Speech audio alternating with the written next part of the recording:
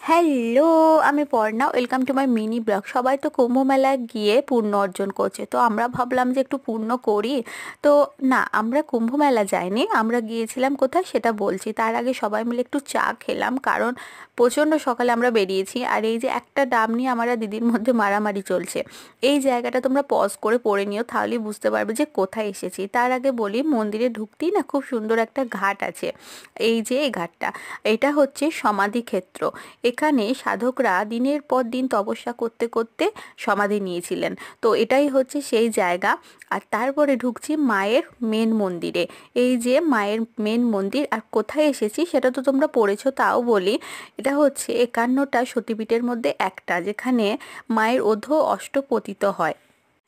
এই জায়গাটার নাম হচ্ছে ফুল্লরা। আর মায়ের মূর্তিটা দেখলে একদম নতুন ধরনের, এরকম ঠাকুরের মূর্তি আমি দেখিনি কখনো। আর এখানে শিব হচ্ছে বিশেষ নিলয় নামে অভিহিত করা হয়। শিবের মূর্তিটাও নতুন রকমের। আর এটা হচ্ছে মায়ের পঞ্চমুণ্ডির আসন, আর এটা হচ্ছে শিবাভোগ। এখানে নাকি ভোগ দেওয়া হয়, আর এই যে নিচের গর্তগুলো দিয়ে শেয়ালরা এসে ভোগটাকে গ্রহণ করে। আর এই যে মন্দিরের গায়ে না খুব সুন্দর টেরাকোটার কাজ করা আছে। বিভিন্ন ধরনের নৃত্য, যুদ্ধ, অনেক কাহিনী এতে দেখা যাচ্ছে। আর তারপরে সবাই মিলে বসলাম মায়ের ভোগ খেতে। মায়ের স্থানে এসে মায়ের ভোগ না খেলে হয়? আর তারপরে খুব সুন্দর সুন্দর মায়ের ছবি বিক্রি হচ্ছিল, তো এসেছি যখন তাই নিলাম একটা ছবি। আর তারপরে একটা আইসক্রিম খেলাম। আর এরপরে না আমরা অনেক জায়গাতেই গেছি নতুন নতুন। তো সেটাও তোমাদের সঙ্গে পরের ভিডিওগুলোতে অবশ্যই শেয়ার করব, দেখতে থাকো। অনেক কিছু ইনফরমেশন আমি দেওয়ার চেষ্টা করছি। তো স্টে টিউন, টাটা।